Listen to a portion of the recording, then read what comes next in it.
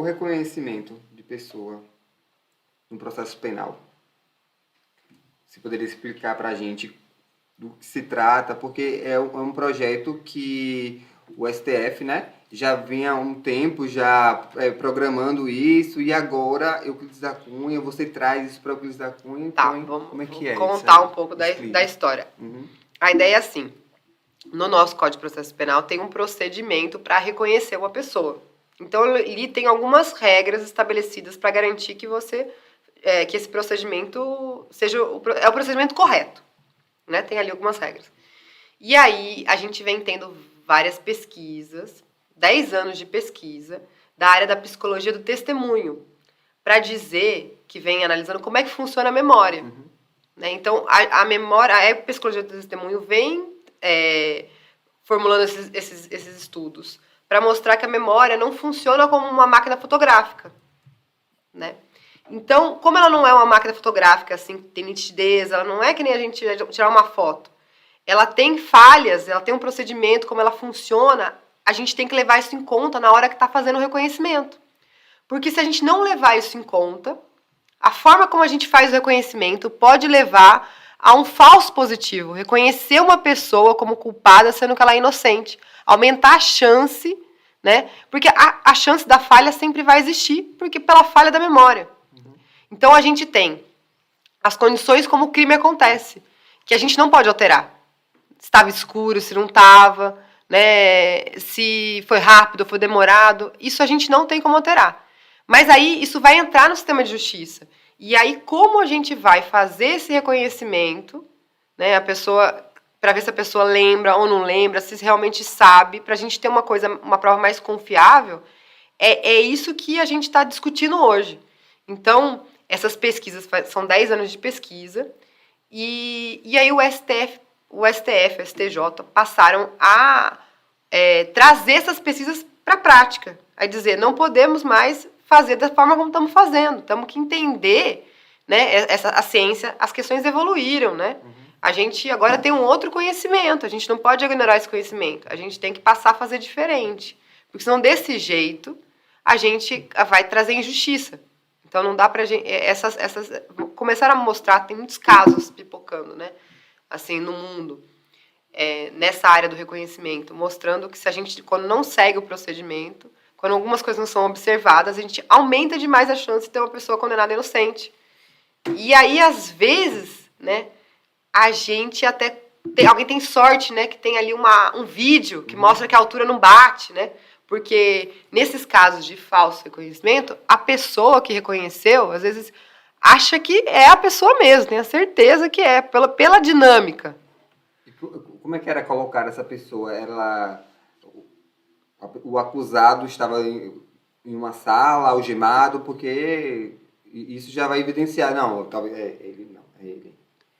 Tem isso. O cenário em si, o que cenário, você fala isso, que o cenário, sugere. isso, que sugere. É justamente para evitar o sugestionamento, para evitar que tem algumas coisas que o pessoal que citam que não é aconselhável, que as pesquisas eles simulam as situações, né? Então, uma das pesquisas que a gente teve no curso foi da Marinha lá nos Estados Unidos. Eles comentaram que eles têm eles fazem um procedimento nos Estados Unidos de tortura, né? E aí eles têm esse treinamento de tortura, 72 horas de tortura, tem 12 horas de descanso. É um procedimento que acontece lá justamente com o treinamento deles. E aí eles vão interrogar essas pessoas, e aí a forma como eles fazem o interrogatório, as pessoas erram demais ou não erram, ou diminui a chance de erro. Perguntas do tipo se a pessoa que estava torturando usava um boné, se ela tinha uma arma, né? Então a gente tem esses estudos vão querendo simular uma situação de tensão, que é a situação em que as vítimas vivenciam, para tirar conclusões. E aí as pessoas, é porque a gente não lembra exatamente como especificamente desse caso, mas foi um caso citado no curso que foi promovido aqui, que fala exatamente isso. Pessoas que foram submetidas a um procedimento de tortura nas mesmas circunstâncias apresentaram respostas divergentes, né? Se o cara que torturou estava usando boné ou não, se estava com arma ou não, e as respostas foram diferentes, o que comprova, né, o que leva à conclusão de que a nossa memória, nesse processo tanto de armazenamento da informação quanto de resgate da informação, ele passa por falhas, ele é influenciado por fatores que condicionam o retorno dessa informação e a expressão dessa informação. E é interessante porque a gente fica pensando, pô, nosso cérebro é tão perfeito, né? Mas a nossa memória falha. Se eu fizer uma pergunta simples aqui, sei lá, é sexta-feira, o que você almoçou na sexta-feira? Eu não sei se vocês vão... Eu não lembro que eu almocei sexta-feira. Vocês vão lembrar? Você lembra que você almoçou sexta-feira? Pode ser que você lembre se você fizer um exercício aí, ou algo que chamou a atenção. Você vai comer uma pizza no almoço. Não, mas você não vai comer pizza no almoço. Acho que você lembra. Se for uma coisa diferente, talvez. É, uma coisa diferente, mas se for algo ordinário... E aí, quando se trata, sobretudo em situações... É diferente eu estar aqui conversando com vocês, daqui a pouco alguém me mostrar a foto de vocês, saber se eu reconheço vocês como as pessoas que estavam aqui. É diferente de uma situação de crise, de medo, de terror, de escuro, de arma, de rapidez, de tensão, né? Que são as situações que envolvem, sobretudo, quando se trata de crime violento. Sim. E aí, quando a gente fala de crime violento, é roubo, né? Que é subtrair alguma coisa... usando ameaça, ou violência, e os crimes contra a vida, né, homicídio e tudo mais, que passam muito por esse procedimento da investigação, que é o reconhecimento de pessoal, né, que é uma prova super importante, essencial, né, eu estava escrevendo um artigo sobre isso, e me veio uma informação que eu colhi, que nenhum país do mundo excluiu esse procedimento como prova, então é porque é essencial, é importante. Só que precisa passar por acho que aperfeiçoamento para se evitar condenações injustas e para se evitar prisões equivocadas. E o ideal é que não seja o único meio de prova, que às vezes acontece também. Né? E eu acho que é importante, a gente já começou falando do tema e já foi ao fundo, eu acho que é importante a gente introduzir o tema.